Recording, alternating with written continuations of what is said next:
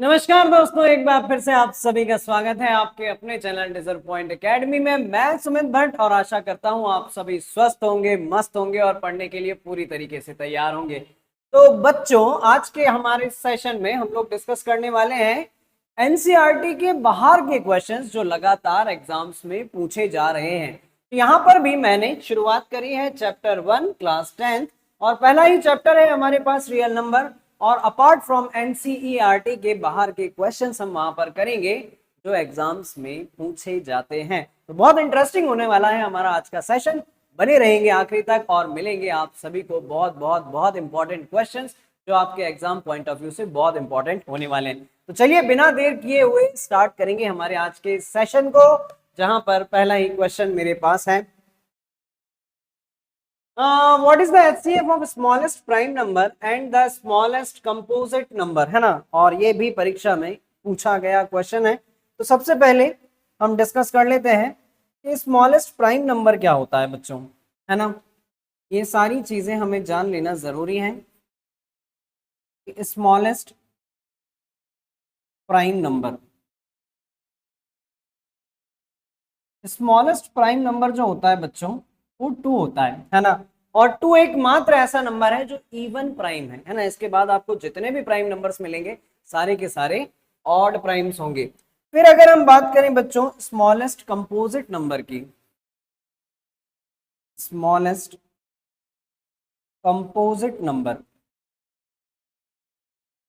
तो smallest composite number होता है बच्चों, क्या होता है 4। और क्वेश्चन में हमसे पूछा गया है कि आप हमें बता दीजिए HCF ऑफ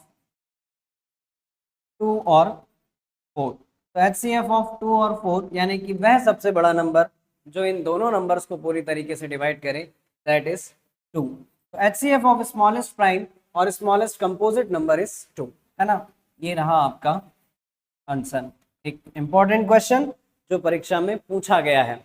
ठीक है, बढ़ते हैं हमारे अगले क्वेश्चन पर। क्या दिया गया है नेक्स्ट क्वेश्चन हमें, if p q are 2 prime numbers then what is the HCF and LCM of p and q, है ना। ये बहुत छोटी छोटी सी मगर मोटी बातें हैं, है ना, जिनके बारे में ज्ञान आपको होना चाहिए। तो उन्होंने कहा है कि p और q जो है बच्चों वो क्या है, हमारे पास प्राइम नंबर्स हैं। तो चलिए समझते हैं इस बात को। If p and q are prime numbers, और प्राइम नंबर्स का मतलब होता है बच्चों जिनका 1 के अलावा कोई कॉमन फैक्टर ना हो, है ना। यदि अगर 2 प्राइम नंबर्स हैं तो उनका 1 के अलावा कोई कॉमन फैक्टर नहीं होगा।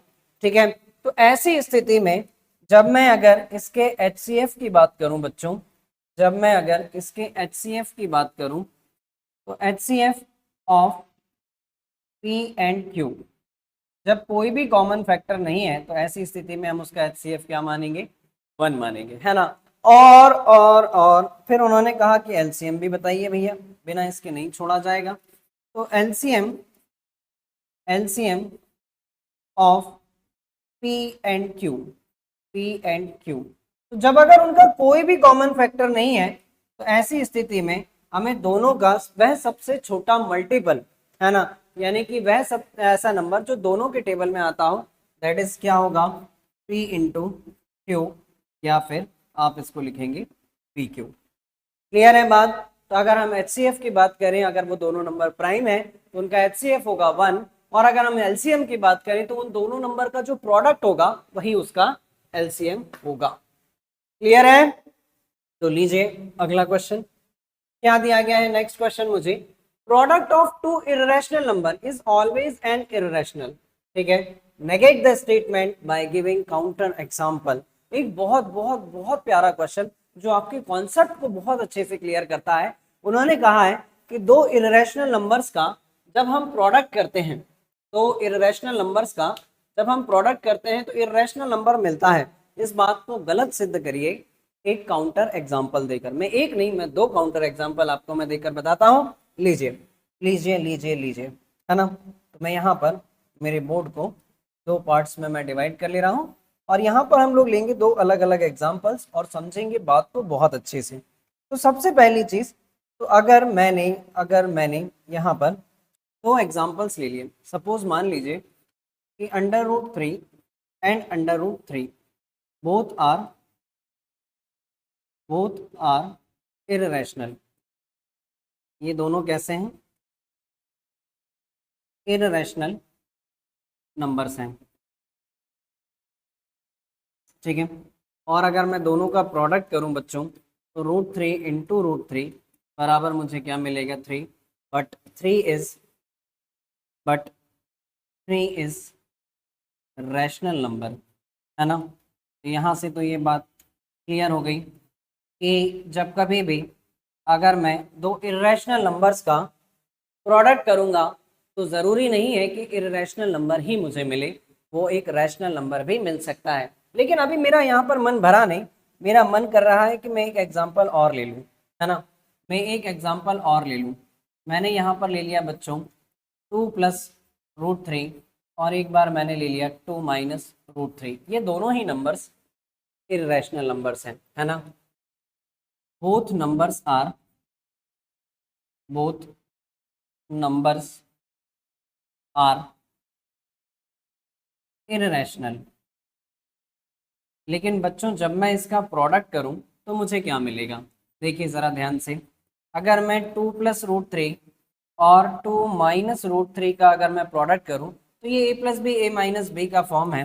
मुझे यहाँ पर मिल जाएगा a² माइनस b², ठीक है। 2 का स्क्वायर आ जाएगा मेरे पास 4 और √3 का स्क्वायर आएगा मेरे पास 3। 4 माइनस 3 1 और 1 एक रैशनल नंबर है ना। So result is rational number. और यही बात उन्होंने कही भी थी, कि अगर हम जब कभी भी दो इर्रेशनल नंबर्स का प्रोडक्ट करेंगे, जब कभी भी हम लोग दो इर्रेशनल नंबर्स का प्रोडक्ट करेंगे तो रिजल्ट इर्रेशनल मिलेगा। इस बात को गलत सिद्ध कीजिए एग्जाम्पल लेकर। तो मैंने आपको यहाँ पर दो एग्जाम्पल्स लेकर बता दिए हैं और बखूबी आपको बात बहुत अच्छे से समझ में आ गई होगी, ठीक है। तो बढ़ते हैं हमारे अगले क्वेश्चन की तरफ। क्या दिया गया है नेक्स्ट क्वेश्चन मुझे? In a school, the duration of a period in senior section is 40 minutes and in senior section is 1 hour. If the first bell for each section ring at 9 a.m., when will the two bells ring together again? एक अच्छा question exam में पूछा गया है। उन्होंने कहा है कि एक स्कूल में छोटे बच्चों का जो सेशन होता है, एक पीरियड जो होता है वो 40 मिनट का है और बड़े बच्चों का जो पीरियड है वो 1 घंटे का है। तब इस तमाम परिस्थितियों को मद्देनजर रखते हुए अगर उनकी पहली बैल 9 बजे बजती है दोनों की साथ में, तो अगली बैल दोनों की साथ में कितने बजे बजेगी? ठीक है। तो मैं इस बात को बहुत सुंदरता से लिखने की कोशिश करता हूँ, है ना, क्योंकि एग्जाम में मार्क्स आप लोगों को लिखने के मिलते हैं। तो जितना अच्छे तरीके से आप लिखेंगे बच्चों उतना ही बेहतर होगा, ठीक है। तो ड्यूरेशन ऑफ जूनियर सेक्शन, है ना, duration of junior section is equals to 40 minute का उनका सेशन है ना। और ड्यूरेशन ऑफ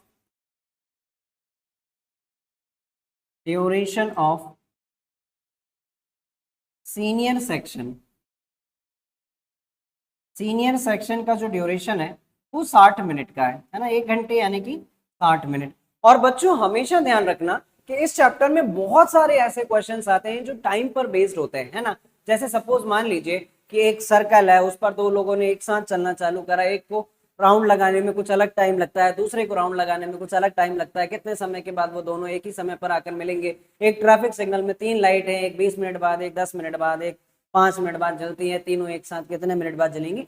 जब कभी भी इस तरीके के समय वाले क्वेश्चन आएंगे ना, उनमें एलसीएम निकालना होता है ना। तो जहां पर भी हम लोग ये बात का ध्यान रखेंगे, the two bells ring together again, है ना।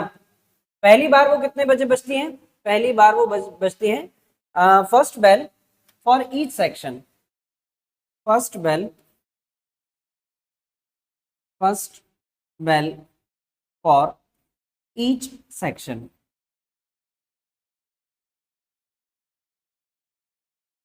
रिंग एट 9 AM, यानी कि सुबह के 9 बजे, है ना। तो नेक्स्ट वो देन अगेन will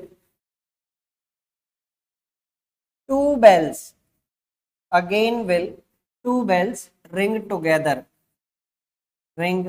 together, वो दोनों बेल्स फिर से साथ में कितने बजे बजेंगी। तो सबसे पहले तो हम ड्यूरेशन निकालते हैं, LCM of 40 and 60, LCM of 40 and 60। तो मुझे एलसीएम का मतलब मुझे बहुत अच्छे से मालूम है, यानी कि वह सबसे छोटा नंबर जो दोनों के टेबल में आता हो, है ना, दोनों के टेबल में आता हो, यानी कि दोनों का कॉमन मल्टीपल हो, दैट इज 120 मिनट, यानी कि 120 मिनट के बाद वो दोनों बैल एक साथ बजेंगे। 120 मिनट का मतलब क्या है? 120 मिनट का मतलब क्या है? 120 मिनट का मतलब है 2 आवर्स, है ना। और जब पहली बैल 9 बजे बजी थी, तो अगली बैल साथ में 2 घंटे बाद यानी कि 11 बजे बजेगी। सो नेक्स्ट बैल रिंग टुगेदर एट 9 + 2, यानी कि 11 AM पर वो साथ में बजेगी। एक बहुत ही खूबसूरत क्वेश्चन, और हमने उसको बहुत ही सुंदरता से खत्म किया। ठीक है, क्लियर है ये बात? इतनी सारी चीजें आप जब अगर वहां पर क्लियरली मेंशन करेंगे, तो चेक करने वाले को आपको पूरे नंबर देने में कोई भी हिचकिचाहट नहीं होगी। क्लियर है एकदम बढ़िया तरीके से? तो बढ़ जाऊं मैं फिर अगले क्वेश्चन पर। क्या दिया गया है अगला क्वेश्चन मुझे? The LCM of two number is 14 times their HCF. Okay. The LCM of two number is 14 times their HCF. The sum of LCM and HCF is 600. The sum of LCM and HCF is 600. ठीक है? If one number is 280, then find the other number. एक बहुत बहुत बहुत बहुत प्यारा question है ना, बहुत ही सुंदर क्वेश्चन है ना। मेरी परिभाषा में मैं ऐसे कहता हूँ, ऐसे प्रश्नों को सुंदर क्वेश्चन, जहाँ पर हमें बहुत सुंदरता से अपने दिमाग को लगाना होता है। ठीक है, ठीक है, ठीक है, ठीक है, ठीक है। क्या मैं फैन थोड़ा सा स्लो कर लूँ? आवाज बहुत कर रहा है ये।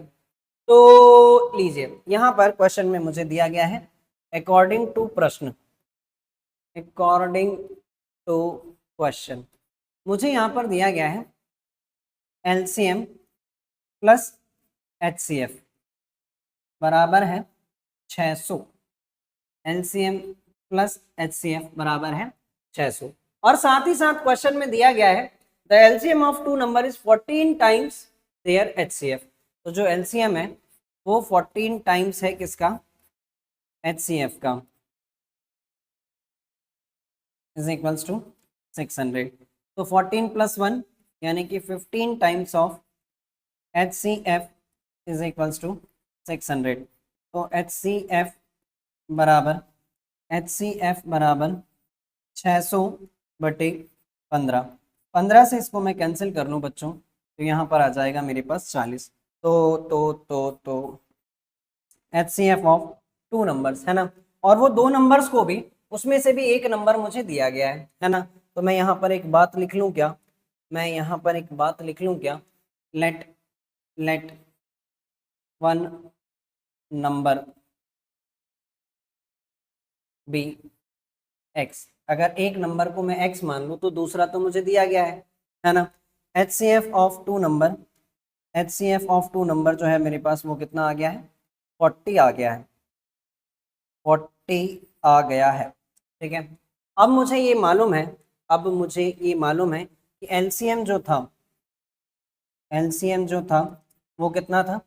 14 टाइम्स था, सॉरी 14 टाइम्स ऑफ HCF। ठीक है, तो 14 इंटू 40, ये आ जाएगा बच्चों 14 4 सा 56। तो 560 मेरे पास एलसीएम भी आ गया। तो अब तो मुझे रिलेशनशिप भी मालूम है, अब तो मुझे रिलेशनशिप भी मालूम है। LCM into CF is equals to product of two number. तो पहला नंबर हमारा x है और दूसरा नंबर हमें दिया गया है बच्चों 280। ठीक है, LCM आ गया है हमारा 560, 1560 लिख दिया मैंने, 560 इंटू 40 बराबर x इंटू 280। ठीक, तो ये हो जाएगा हमारे पास 560 इंटू 40, 280 को हम यहाँ पर ले आए इज इक्वल्स टू एक्स। इससे इसको कैंसिल करेंगे तो 2 टाइम्स, तो 2 इंटू 40 इज इक्वल्स टू पहला नंबर 2 इंटू 40 होता है 80। यह आ गया मेरे पास पहला नंबर। एक मुझे ऑलरेडी दिया गया था, तो मुझे क्वेश्चन में पूछा गया था कि अदर नंबर फाइंड कीजिए, तो देयरफॉर अदर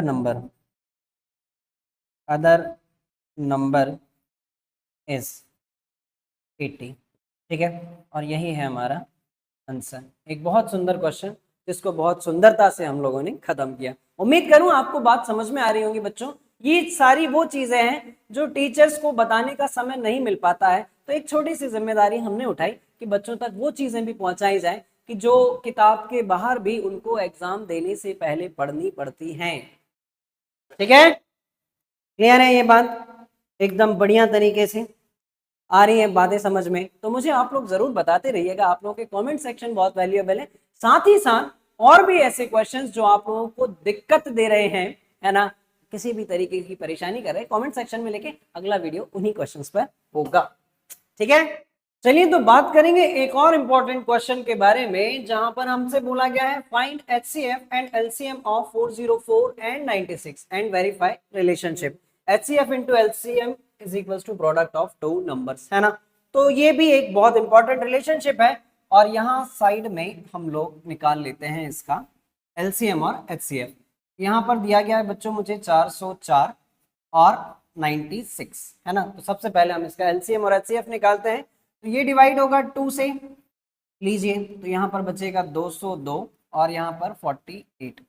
फिर 2 से अगर हम इसको डिवाइड कर लें, यहाँ पर बचेगा 101 और यहाँ पर 24। फिर 2 से डिवाइड कर लें हम इसको, यहाँ पर तो 101 ही रहेगा और यहाँ पर बचेगा बच्चों 12।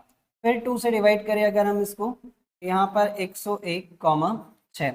फिर 2 से डिवाइड करें अगर हम इसको, तो यहाँ पर बचेगा 101,3। और अब की बार ये 3 से डिवाइड होगा 101,1, और अब ये 101 से डिवाइड होगा, क्योंकि 101 जो है बच्चों वो एक प्राइम नंबर है ना। तो मुझे अब मैं इसकी हेल्प से आसानी से इसके LCM और HCF निकाल पाऊंगा। मेरे पास जो दो गिवन नंबर्स हैं, टू गिवन नंबर्स, दो गिवन नंबर्स जो हैं वो क्या क्या है, आर 404 एंड 96। बहुत आराम से, बहुत इत्मीनान से, बहुत आसानी से काम हो जाता है। बच्चे बिल्कुल हड़बड़ाहट में आते आते क्वेश्चंस भी गलत कर देते हैं। तो देखो जरा, यहाँ पर मेरे पास दिए गए जो दो नंबर्स हैं वो 404 और 96 हैं। तो मैं सबसे पहले इसके LCM की बात कर लूँ।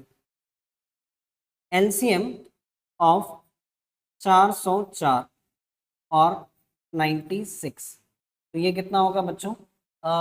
5 2 है, एक 3 है और एक 101।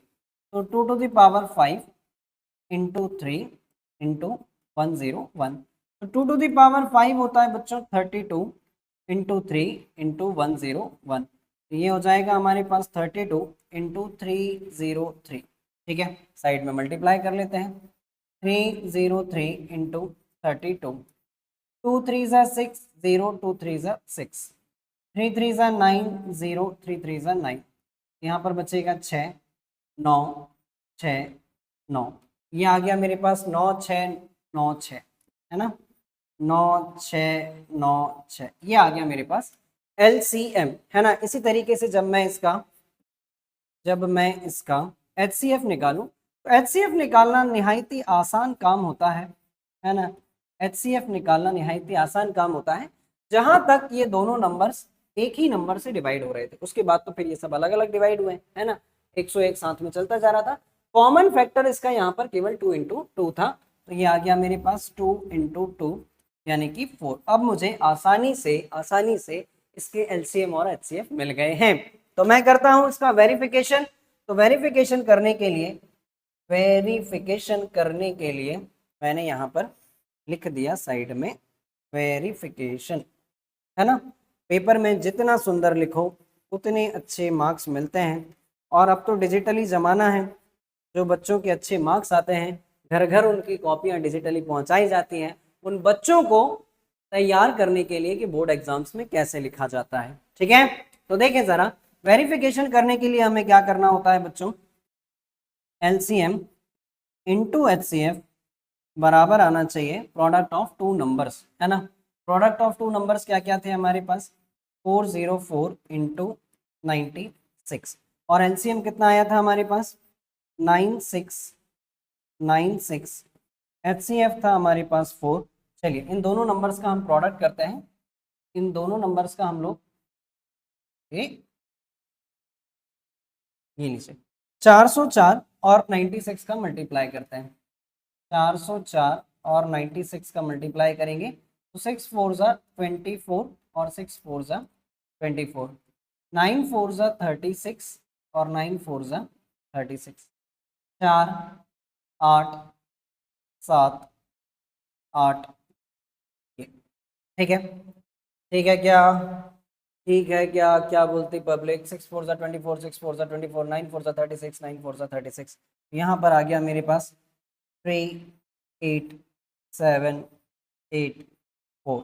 ठीक है, इसको मल्टीप्लाई करें, इसको मल्टीप्लाई कर दें क्या, 4 6 ज़ा 24 कैरी 2, 4 9 ज़ा 36 और 2 38 कैरी 3, 4 6 ज़ा 24 और 3 27 कैरी 2, 4 9 ज़ा 36 और 2 38। तो यानी कि मेरे दोनों पक्ष, है ना, वामपंथी और दक्षिणपंथी दोनों बराबर आ रहे हैं, है ना, लेफ्ट हैंड साइड और दोनों साइड बराबर आ रहे हैं, इसका मतलब मेरा वेरिफिकेशन बिल्कुल सही है। ठीक है, आई होप आप लोगों को बात समझ में आई होगी, क्लियर है। एक सुंदर क्वेश्चन एग्जाम में पूछा गया है तो आपके लिए भी बहुत इंपॉर्टेंट है। बढ़ जाऊं अगले क्वेश्चन पर, क्या दिया गया है नेक्स्ट क्वेश्चन। मैं बार बार आप लोगों से एक चीज कहता हूं बच्चों, जो भी बात समझ में ना आए कमेंट सेक्शन में लिख दें। कुछ क्वेश्चंस आप लोगों के पास हो जो आप लोगों को दिक्कत कर रहे हो, कमेंट सेक्शन में लिख दें, अगला वीडियो हम लोग वापस से उन्हीं क्वेश्चंस पर बनाएंगे। तो लीजिए अगला क्वेश्चन क्या है हमारे पास, चेक वेदर, ये 14 टू द पावर n होगा, है ना। ये जो है बच्चों, मैं इसको सही कर दूं क्या, मैं इसको सही कर दूं क्या, ये जो है ये 14 टू द पावर n है, ये जो है ये 14 टू द पावर n है। ठीक, मजा नहीं आया, अब सही है। जब तक चीजें सुंदर ना दिखें मजा नहीं आता है करने में, है ना। तो उन्होंने कहा है check whether 14 to the power n can end with the digit 0 for any natural number, है ना। और ये जो क्वेश्चन है, ये जो क्वेश्चन है, इस तरीके के ढेर ढेर ढेर ढेर सारे क्वेश्चन जो है वो एग्जाम में पूछे जाते हैं, है ना। अब इसकी जगह वो कुछ भी कर दें, 6 कर दें, 4 कर दें, 2 कर दें, तो आपको बिल्कुल भी घबराने की जरूरत नहीं है। कॉन्सेप्ट क्या है, बस इस पर फोकस कर लें। यदि यदि अगर उन्होंने कहा कि 14 के ऊपर मैं कोई भी नेचुरल नंबर ऐसा रख सकता हूं क्या जिससे वो 0 पर एंड होने लगे, और 0 पर एंड होने लगने का मतलब यह है कि उसकी यूनिट प्लेस पर 0 आ जाए। तो आपको इस बात को बखूबी समझना बहुत जरूरी है। Number, those numbers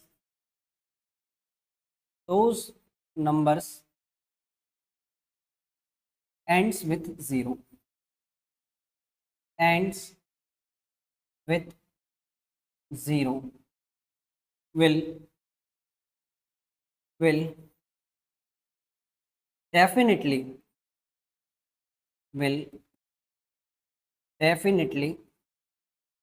divisible by 5,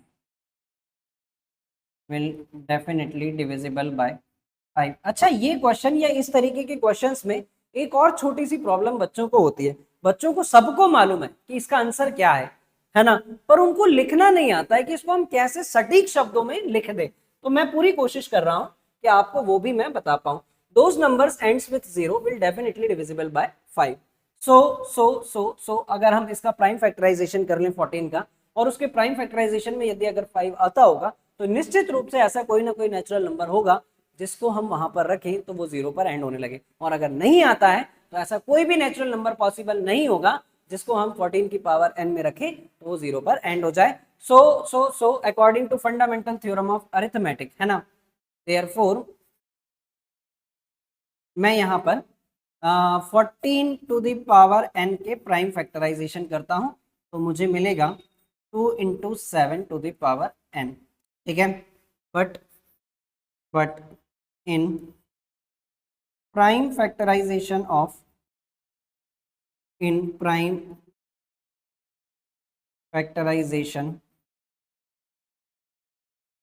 of 14 there is no 5, there is no 5, hence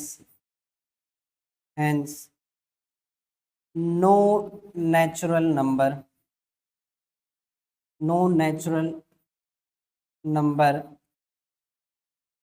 n is possible at which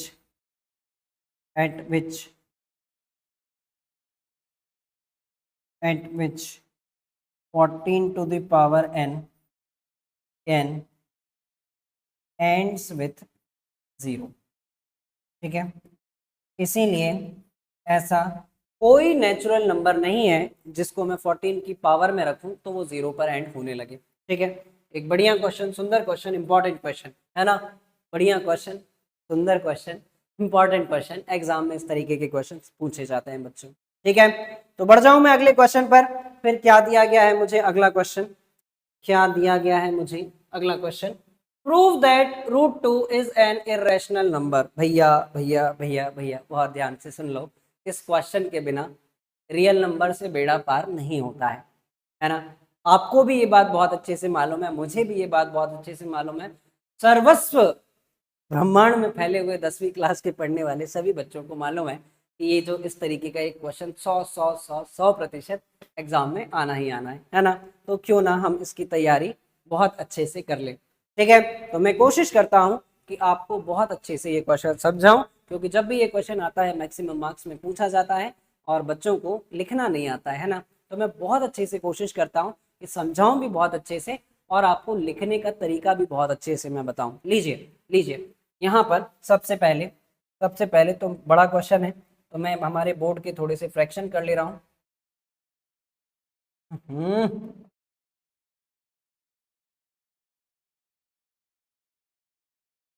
ये लो, ठीक है। मुझे 2-3 पार्ट में इसको सॉल्व करना होता है। मैंने यहाँ पर हमारे बोर्ड के थोड़े से फ्रैक्शन कर लिया, ठीक है, और मैं बहुत अच्छे से समझाने की कोशिश करता हूँ, ठीक। तो सबसे पहला काम बच्चों, मैंने यहाँ पर सपोज कर लिया let root 2 be a rational number. मैंने सपोज कर लिया कि रूट 2 एक रैशनल नंबर है, और रूट 2 जब एक रैशनल नंबर है तो मैं यहाँ पर इसको a अपॉन बी के फॉर्म में रिप्रेजेंट कर सकता हूँ, where a and b are coprime, where a and b are coprime. और को प्राइम का मतलब ये होता है बच्चों, ऐसे दो नंबर्स जिनका 1 के अलावा कोई कॉमन फैक्टर ना हो, ठीक है, ऐसे दो नंबर्स जिनका 1 के अलावा कोई कॉमन फैक्टर ना हो। तो अब मैं यहाँ पर इस b को उठाकर यहाँ पर लाया, तो root 2b is equals to a, और फिर मैंने इसकी स्क्वायरिंग कर दी both side, on squaring both side, on squaring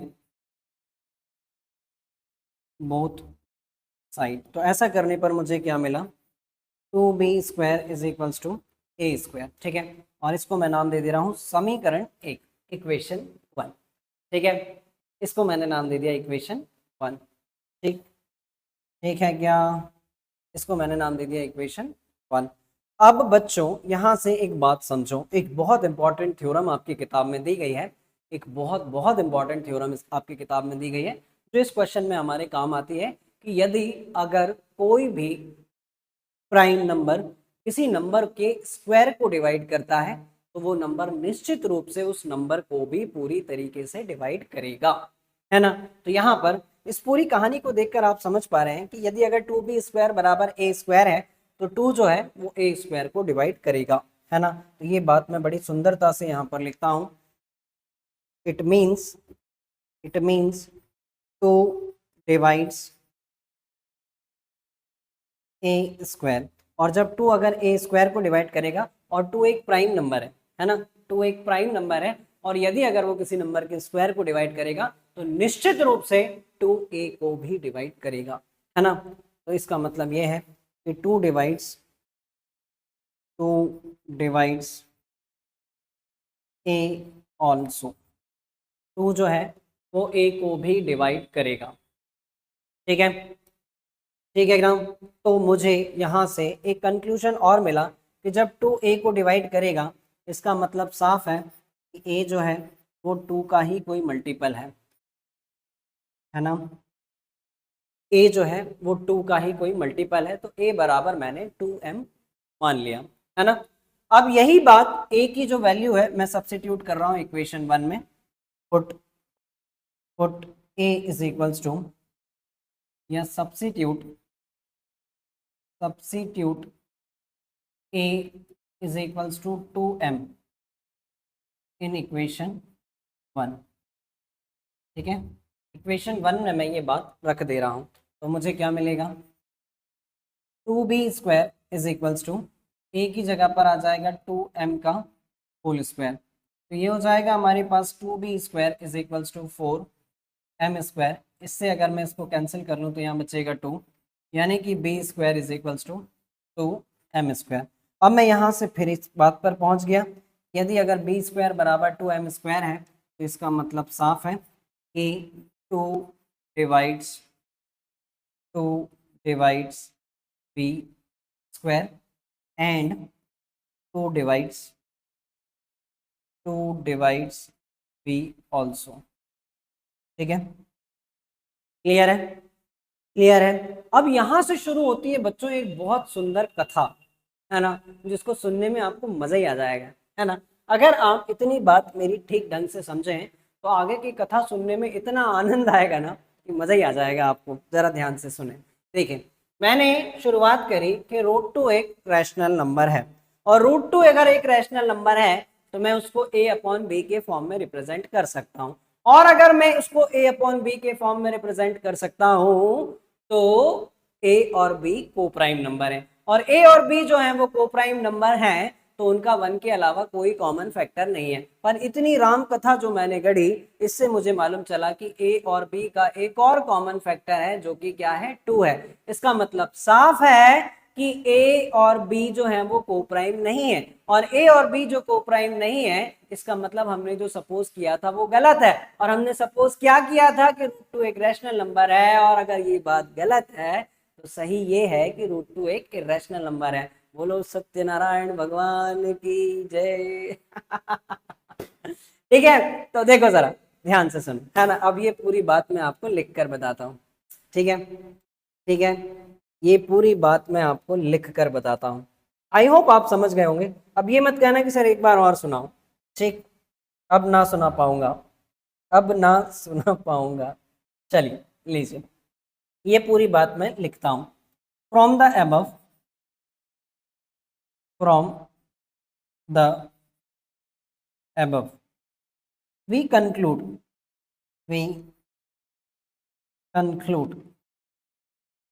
A and B have one more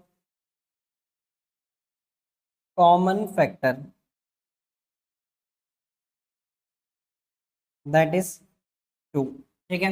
यहां से मैं इस कंक्लूजन पर पहुंचा, ये जो मैंने ऊपर जितनी भी राम कथा गढ़ी है, from the above we conclude A and B have one more common factor, that is 2।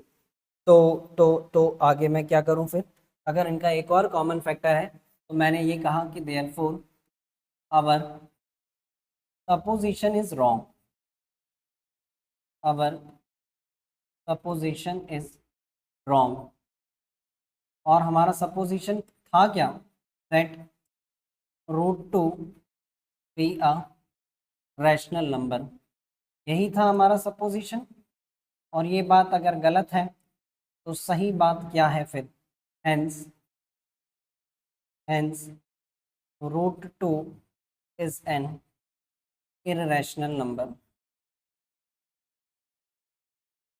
√2 is an irrational number. Clear है? बहुत बहुत इंपॉर्टेंट क्वेश्चन, या यूं कह लीजिए कि चैप्टर 1 के सबसे महत्वपूर्ण क्वेश्चनों में से एक। और मजे की बात यह है कि एक क्वेश्चन 100% एग्जाम में आना ही आना है। सब क्वेश्चन में एक ही बात करनी है, बस जहां पर √2 हो, 3 हो, 5 हो, बस वो नंबर चेंज कर देना, बाकी सब में काम सेम ही होना। ठीक है? क्लियर है? जल्दी से मुझे बता दें, इतनी बात अच्छी तरीके से क्लियर है आप सभी को? तो मैं बढ़ जाऊं फिर अगले क्वेश्चन पर। क्या दिया गया है मुझे अगला number? The largest number which divide 70 एंड 125 leaving remainder 5 and 8 respectively are. उन्होंने कहा कि वह सबसे बड़ा नंबर बताइए जो 70 और 125 को डिवाइड करने पर क्रमशः रिमाइंडर 5 और 8 छोड़े। है ना? एक बहुत महत्वपूर्ण क्वेश्चन बच्चों, कई दफा मैंने कई एग्जामों में इस तरीके के क्वेश्चंस को देखा है। ठीक है, तो देख लें जरा क्वेश्चन क्या कहना चाह रहा है और क्या अप्रोच आप यहाँ पर लगाएंगे क्वेश्चन को सॉल्व करने में, तो देखकर मजा आ जाएगा। है ना? देखें देखें देखें देखें जरा यहाँ पर क्वेश्चन नंबर्स मुझे दिए गए हैं। Given numbers are given numbers are 70 and 125।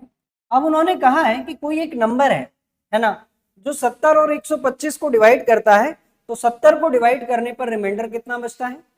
5, और 125 को डिवाइड करने पर रिमाइंडर क्या बचता है? 8। है ना? तो इसका मतलब साफ है कि यदि अगर मैं रिमाइंडर को इन नंबर में से माइनस कर दूं तो वो जो नंबर है वो इन नंबर को पूरी तरीके से डिवाइड करने लगेगा। है कि नहीं? है ना? चल लीजिए, तो मैंने क्या करा कि according to question required number, है ना, required largest number, required largest number, और जहां कहीं पर भी लार्जेस्ट नंबर की बात हो रही है तो आप समझ जाइएगा कि वो the largest number which divides 70 एंड 125। है ना? यहाँ पर HCF की बात होगी। है ना? Required largest number that divides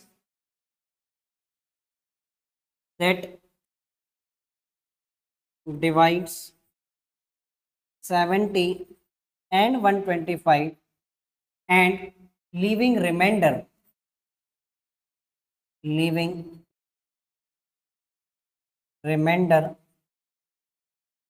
5 and 8 respectively, 5 and 8 respectively। बच्चों मैं बार बार आपको कहता हूं कि बोर्ड एग्जाम में आप जितना अच्छे से लिखेंगे आपको उतने ही अच्छे नंबर्स मिलते हैं। ठीक है? रिस्पेक्टिवली, इसका मतलब साफ है ना? इसका मतलब साफ है कि वह number that number divides 70 minus 5 and 125 minus 8 completely। है ना? completely, इसका मतलब साफ है कि वह नंबर 70 माइनस 5 और 125 माइनस 8 को पूरी तरीके से डिवाइड करेगा, तो वह नंबर होगा क्या? Therefore required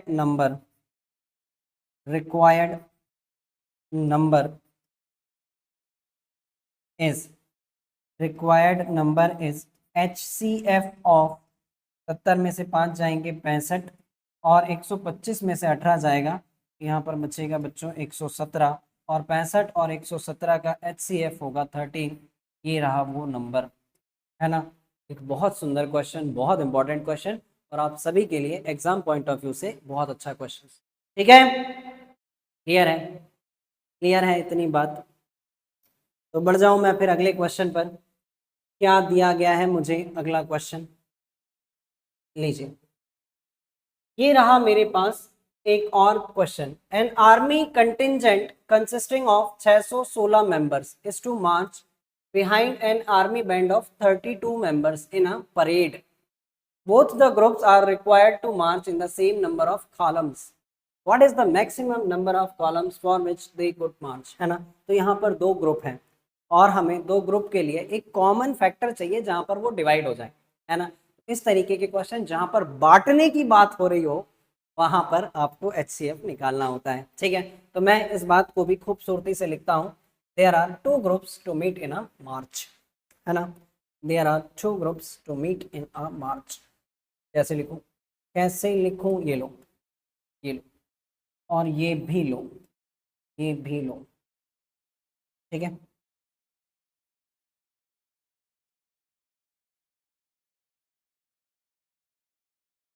There are two groups.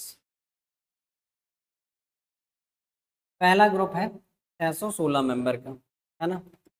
पहला ग्रुप जो है वो है 616 मेंबर का और दूसरा ग्रुप है बैंड वालों का जिसके अंदर कितने लोग हैं, 32 लोग हैं, 32 मेंबर, ठीक है।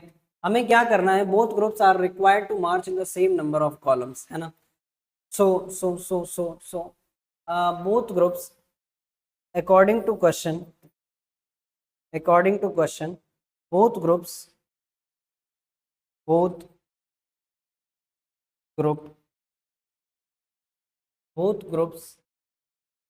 are required to march in the same number of columns, are required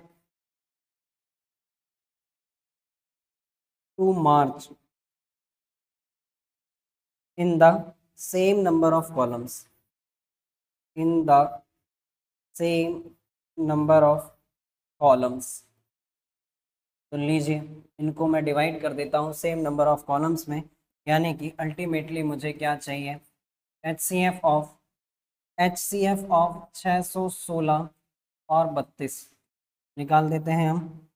HCF of 616 और 32, तो मैं यहाँ पर आपकी जो ट्रेडिशनल मेथड है उसी को यूज़ कर ले रहा हूँ, 32।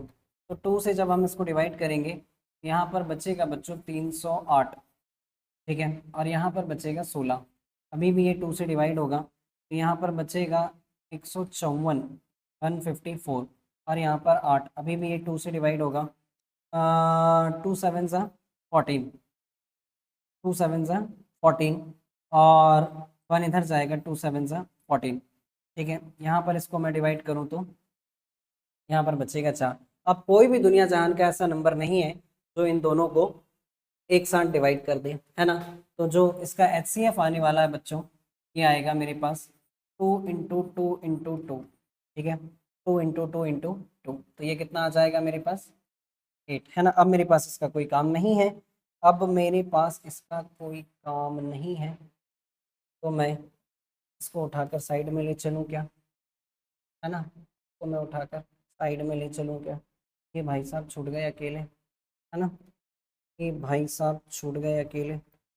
लीजिए इनका भी कुछ निराकरण कर देते हैं, चलो, अरे चलो ये लो, है ना, सारी जुगाड़ है हमारे पास, ठीक है, सारी जुगाड़ है हमारे पास, तो रफ कर लेते हैं, ठीक है। तो वो जो ग्रुप है वो 8 कॉलम में डिवाइड हो जाएंगे, ठीक। तो फाइनली जो आंसर है, what is the maximum number of columns, है ना, फॉर विच दे कुड मार्च। तो मैं ये बात भी लिख दूं क्या, maximum number of possible columns, है ना, maximum number of possible columns, maximum number of possible columns are 8, और ये रहा आपका फाइनल, ठीक है। एक अच्छा क्वेश्चन, बढ़िया क्वेश्चन, है ना। और जहां तक मेरा ध्यान आता है, मेरा संज्ञान आता है, मुझे ये मालूम है कि ये क्वेश्चन जो है वो पिछली किताबों में था भी NCERT में, अब शायद हटा दिया गया है, बट एक एग्जाम पॉइंट ऑफ व्यू से एक अच्छा क्वेश्चन, ठीक है। सो आई होप हमने यहाँ पर आज 10 क्वेश्चंस करे, आप लोगों को बहुत अच्छे से समझ में आए होंगे, और उम्मीद करता हूं कि अगर इस तरीके के सेशंस अगर आप लोगों को पसंद आए तो मुझे कमेंट सेक्शन में जरूर लिखें, ताकि मैं और ज्यादा सेशंस आप लोगों के लिए बना सकूं। Till then bye bye and have a great great great great day to all of you. Bye bye बच्चों।